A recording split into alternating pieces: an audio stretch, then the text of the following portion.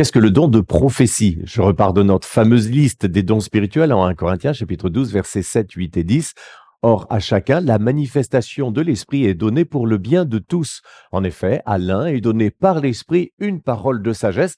Je vais directement au milieu du verset 10. À un autre, la prophétie. Le don de prophétie est le don spirituel phare de la nouvelle alliance et de l'Église.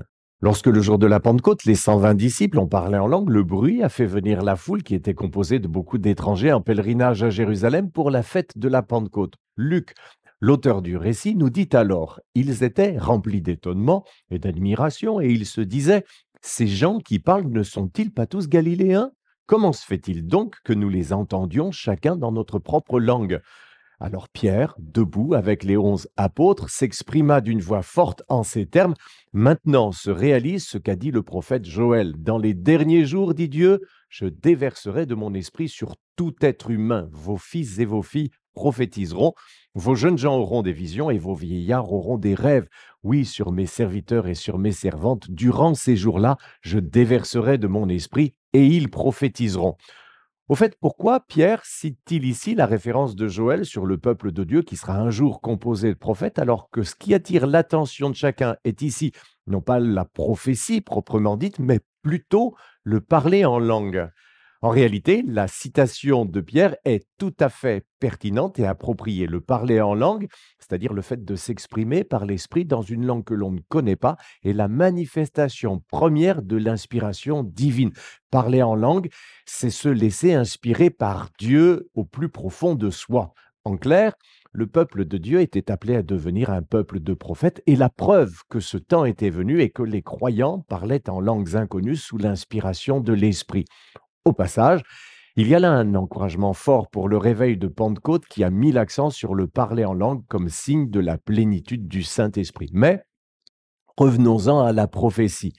Joël décrit donc la réalité d'un peuple de prophètes en montrant comment dans l'abondance et la grâce de cette effusion du Saint-Esprit, les distinctions passées entre les membres du peuple de Dieu seront un jour englouties. En effet, dans l'Ancien Testament, l'onction était réservée à des personnages très spéciaux, des chefs du peuple, des sacrificateurs, c'est-à-dire les prêtres d'Israël, des prophètes, etc. Désormais, avec la nouvelle alliance, elle sera disponible pour tout être humain sans distinction d'âge, de genre, et si l'on s'en réfère au texte hébreu de Joël chapitre 3 verset 2 qui parle des serviteurs et des servantes, sans distinction non plus de classe sociale. Par l'effusion de l'Esprit, l'Église est ainsi devenue ce peuple de prophètes annoncé par Joël et même avant lui souhaité par Moïse. Si seulement tout le peuple de l'Éternel était composé de prophètes, si seulement l'Éternel mettait son esprit sur eux. Voilà qui est fait dans la nouvelle alliance par le don de Jésus. Quel texte dit explicitement que l'Église est un peuple de prophètes? Et donc déjà l'annonce de Joël, à laquelle Pierre fait référence le jour de la Pentecôte, mais Paul le dit également, et dans les termes les plus clairs, par exemple en 1 Corinthiens chapitre 14, verset 5. Je désire que vous parliez tous en langue, mais encore plus que vous prophétisiez. Celui qui prophétise est plus important que celui qui parle en langue, à moins que ce dernier n'interprète pour que l'Église en reçoive une édification. Celui qui prophétise édifie toute l'Église et c'est dans ce sens qu'il est plus grand, c'est-à-dire plus important et plus utile à l'Église, ce que Paul souhaite ici explicitement à chaque croyant. Il le réaffirme aussi en 1 Corinthiens chapitre 14 verset 31. En effet, vous pouvez tous prophétiser l'un après l'autre afin que tous soient instruits et que tous soient encouragés. Je continue cette liste avec 1 Corinthiens chapitre 14 versets 24 et 25. En revanche, si tous prophétisent et qu'un non-croyant ou un simple auditeur entre, il est convaincu de péché par tous, il est jugé par tous, les secrets de son cœur sont dévoilés et il tombera alors le visage contre terre pour adorer Dieu en déclarant que Dieu est réellement au milieu de vous. Qu'est-ce que le don de prophétie dans l'Église? En particulier, le don de prophétie doit-il être assimilé à des sortes de prédictions, comme le sens courant du mot prophétie pourrait nous le faire penser? La prophétie peut bien sûr comporter un élément de prédiction, comme nous le verrons dans un instant, mais Pas nécessairement.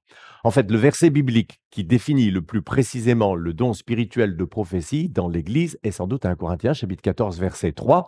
Celui qui prophétise, au contraire, parle aux hommes, les édifie, les encourage, les réconforte. Vous voyez qu'il n'y a pas obligatoirement là de prédiction.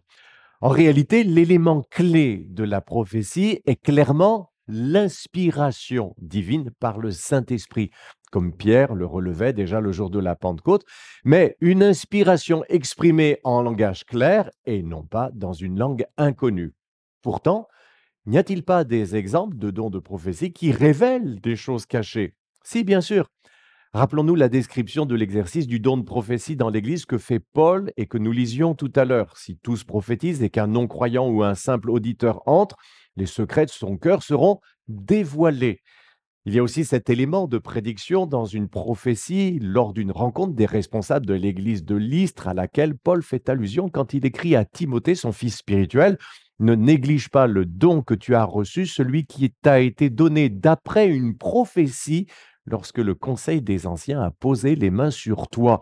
Ce jour-là, il fut donc révélé par une prophétie quel serait le don particulier avec lequel Timothée servirait le Seigneur avec puissance et efficacité. Beaucoup appelleraient cela une parole de connaissance, mais Paul l'appelle simplement une prophétie, comme je le suggère aussi dans la vidéo intitulée Qu'est-ce qu'une parole de connaissance, où j'explique qu'à mon avis, ce qu'on appelle souvent parole de connaissance n'est rien d'autre que l'exercice du don de prophétie avec un élément de révélation. C'est d'ailleurs de la même manière que la femme samaritaine attribue à la prophétie la révélation que Jésus fait de sa vie et que Jésus, bien sûr, ne pouvait pas connaître humainement parlant. Va appeler ton mari, lui dit Jésus, et reviens ici. La femme répondit: je n'ai pas de mari. Jésus lui dit: tu as bien fait de dire je n'ai pas de mari, car tu as eu 5 maris, et l'homme que tu as maintenant n'est pas ton mari. En cela, tu as dit la vérité. Seigneur, lui dit la femme, vois que tu es un prophète. Il y a aussi les prophéties d'un certain Agabus qui comportait ces éléments forts de révélation. J'en cite ici simplement une. À cette époque-là, des prophètes descendirent de Jérusalem à Antioche. L'un d'eux, du nom d'Agabus, se leva et annonça par l'Esprit qu'il y aurait une grande famine sur toute la terre. Elle arriva, en effet, sous l'empereur Claude. Vous pourrez en retrouver une autre en Actes chapitre 21, versets 10 et 11, que je commande d'ailleurs dans la vidéo intitulée Qu'est-ce qu'un prophète, où je montre en particulier, à partir de cet exemple, en quoi l'appel don de prophète se distingue du simple don de prophétie dans l'Église. Simplement, ici, en 2 mots, Agabus dépasse par l'abondance et la précision remarquable et exceptionnelle de ses révélations le seul cadre de l'exercice du don de prophétie dans l'Église. C'est pourquoi il est appelé le prophète Agabus, avec le sens à ce moment-là plus fort que Paul donne au terme de prophète, comme aussi il le fait en Éphésiens chapitre 4 au verset 11. Revenons-en au don de prophétie. Est-il synonyme de prédication? Bien que la prédication contienne une part d'inspiration et qu'une prédication puisse avoir souvent une dimension prophétique, le don de prophétie doit être distingué de celle-ci. En effet, prophétiser, c'est parler de la part de Dieu par une inspiration directe et immédiate du Saint-Esprit, alors que prêcher, c'est exposer le message de Dieu contenu dans les Écritures. C'est comme cela que l'on comprend la description vivante de la prophétie que Paul fait en 1 Corinthiens chapitre 14 versets 24 et 25 quand il parle d'un non-croyant qui entre dans l'Église et dont les secrets sont dévoilés par tous. Les croyants qui parlent ici le font de façon spontanée sous l'inspiration de l'Esprit à ce moment-là. Ou quand il est dit en 1 Corinthiens chapitre 14 verset 31 que nous pouvons tous prophétiser l'un après l'autre, il est évident que Paul réglemente ici des manifestations d'expression spontanée et non pas des prédications plus ou moins préparées à l'avance.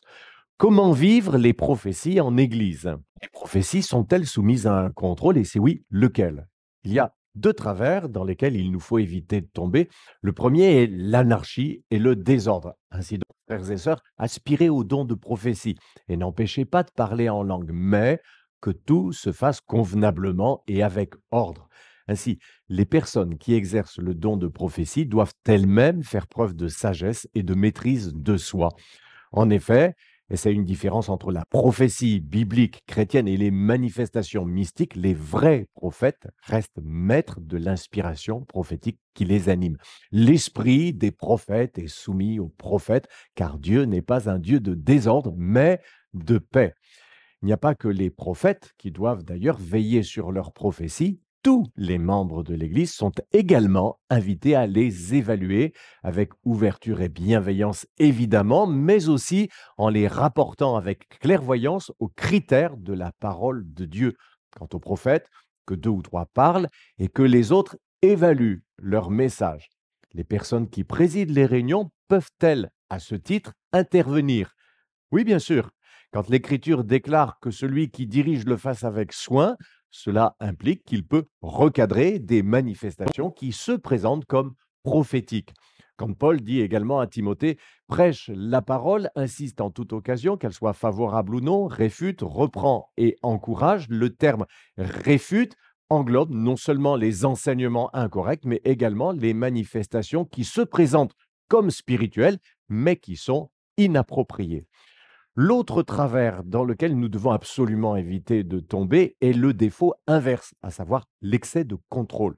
N'éteignez pas l'esprit, ne méprisez pas les prophéties, mais examinez tout et retenez ce qui est bon. Abstenez-vous de toute forme de mal. C'est tout le défi du réveil de Pentecôte, de garder à la fois l'encouragement à la prophétie et la maturité pour savoir l'évaluer afin de n'en garder que le meilleur. C'est un enjeu majeur de l'Église contemporaine, mais ça, c'est le sujet à part entière d'une autre vidéo. Enfin, je termine avec une question. Comment commencer à exercer le don de prophétie?